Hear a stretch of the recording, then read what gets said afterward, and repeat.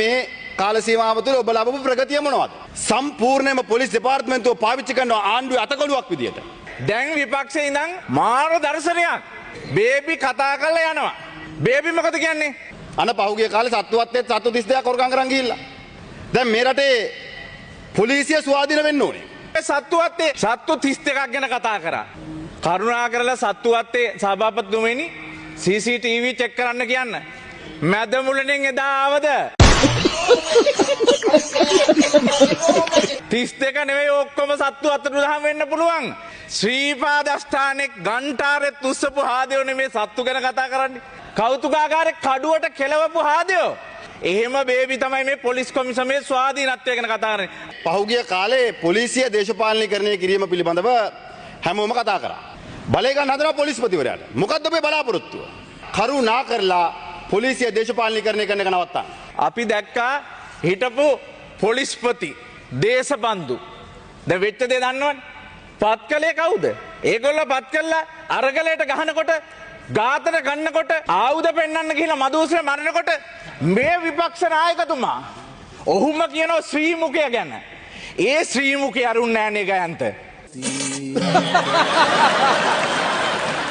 ඇම්බිලි පිටේට ගිහිල්ලා කිව්වා මම නම් සක්විති රජකම හම්බුණත් රනිල් එක්ක එකතු වෙන්නේ නැහැ කියලා.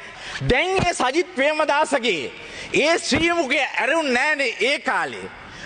මං හිතන්නේ මෙයා කියනවා මේ විපක්ෂ විහිළුකාරයා අපේ අගමැතිතුමියත් ඉන්නේ හින්දා දණ්ඩ නීති සංග්‍රහය ගැන මේ පනත ආපු දවසේ මොනරාගල ගුරුවරයෙකුට ගැව්වා. ළමයි කසිප්පු වගේක් බිව්වා. විහිළුකාරයා කියනවා අපි පාර්ලිමේන්තුවට දණ්ඩ නීති සංග්‍රහයට සංශෝධන ගේනකොට ඒ සංශෝධනය ගෙනාපු දවසේ ගුරුවරයෙකුට පහර දීලලු. මං අහනවා මොන දණ්ඩ නීති සංග්‍රහයේ මොන වගන්තියට අනුවද? එහෙම නැත්නම් එතුමා එතකොට මහ ඇමති වූයේ. එතකොට මොන ප්‍රඥප්තියට අනුවද අර බදුල්ලේ දෙමළ බාලිකා විද්‍යාලයේ භවානි රඝුනාഥන් කියන විදුහල්පතිතුමිය දන ගැස්සුවේ කොහමද? මං හිතන්නේ මෙයා කියනවා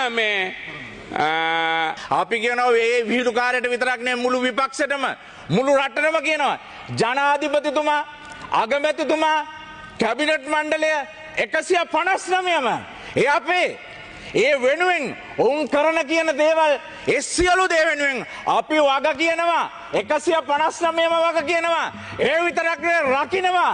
ජනාධිපතිතුමා රකින්නවා. අමාත්‍ය මණ්ඩලය රකින්නවා. දැන් කියනවා වියදම් කරගන්න බැරිලු. නවීකරණය වන දුම්රිය ස්ථාන 32ක් කොළඹ කොටුව මරදාන ගාල්ල කොම්පඤ්ඤ වීදිය ත්‍රිකුණාමලේ ජැප්න එහෙම කිව්වොත් අර රේල්වේ ස්ටේෂන් එකේ ස්පීකර් එක වගේ වෙනවා මම ඒක නවත්තනවා. පිටකොටුවේ මධ්‍යම බස් නැවතුම් වල අවුරුදු ගානකට පස්සේ නවීකරණය වෙනවා. නව සුඛෝපභෝගී බස් 200ක් ගේන්න ප්‍රසම්පාදන කටයුතු අවසන් කරලා තියෙනවා. නව දුම්රිය බලවේග කට්ටල 5ක් සඳහා ප්‍රසම්පාදන කටයුතු අවසන් කරලා තියෙනවා. දුම්රිය මැදිරිවල මගී පහසුකම් වැඩි දියුණු කිරීමට විදුලි පංකා 5000ක් ගෙන්නන වාහනය කරනවා. දුම්රිය මාර්ගවල වේගය වැඩි කරන්න රේල් පීලි 12000ක් ගේනවා. එහෙනම් අපි පොලිස්පතිතුමාටත් කියන්නේ ඔබේ ඉතිහාසය අධ්‍යයනය කරලා බලන්න ඔබට පෙර පොලිස්පතිවරුන්ට දේශපාලනික වශයෙන් කඩේ ගියාම වෙච්ච දේ පිළිබඳ. පොලිස්පතිතුමාත් ඒක නවදාන යොමු කරා. තමයි පොයින්ට් එක.